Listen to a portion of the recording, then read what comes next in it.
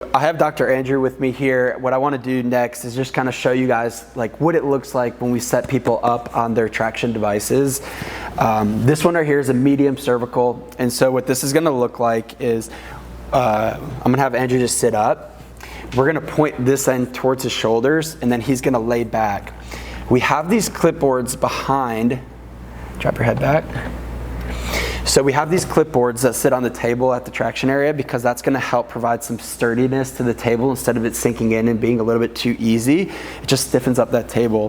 For Andrew, obviously being able to work on him and knowing his spine, I put it lower cervical, which is going to allow his neck to go into extension. And so this is providing that curve in his neck that we'd be looking for. The practice member at the beginning is going to start around 3 minutes of doing this. So for 3 minutes, he would lay just like that. We have timers, they would go off, his traction would be done. And then he's going to work his way up week by week, or how his comfort level is, all the way up to about 20 minutes where he would lay on that. And this is also going to be done at home. So not only do you do it in the office, but then we give you guys one to take home so that you can do your traction at home. I'm going to have you sit up, and then you can lay back. The next one I'm going to show you guys is the thoracic, so the mid-back dinner roll. So in his case, he wouldn't need this, but I'm just going to show you guys like what it would look like with somebody laying on it. So this would be for somebody who's too rounded, so hunched over.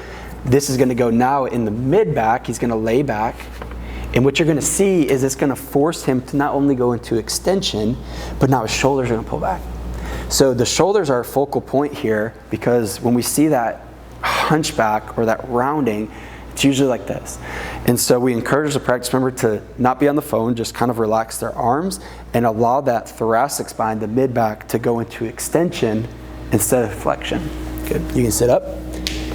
And then the last one that I'm going to do, so showing you guys what the lumbar looks like. So this is a lumbar setup.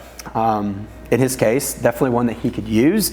We're going to put it on the clipboard, and we're going to push right at the bottom of his spine. So on this, sometimes we'll have the practice member lift their hips up to get over it, and then he's going to drop back. So his would be into the lower portion of the lumbar, and this creates the curve in the low back. So again, protocol, 3 minutes, start there, and then he'll build his way up in tolerance. You go from like 3 to 4, some people can go from 4 to 6, and then you kind of take it as the tolerance level increases. So at first, not the most comfortable devices, but over time, it's what is going to provide that structure that we're looking for the post x-ray when we go over that.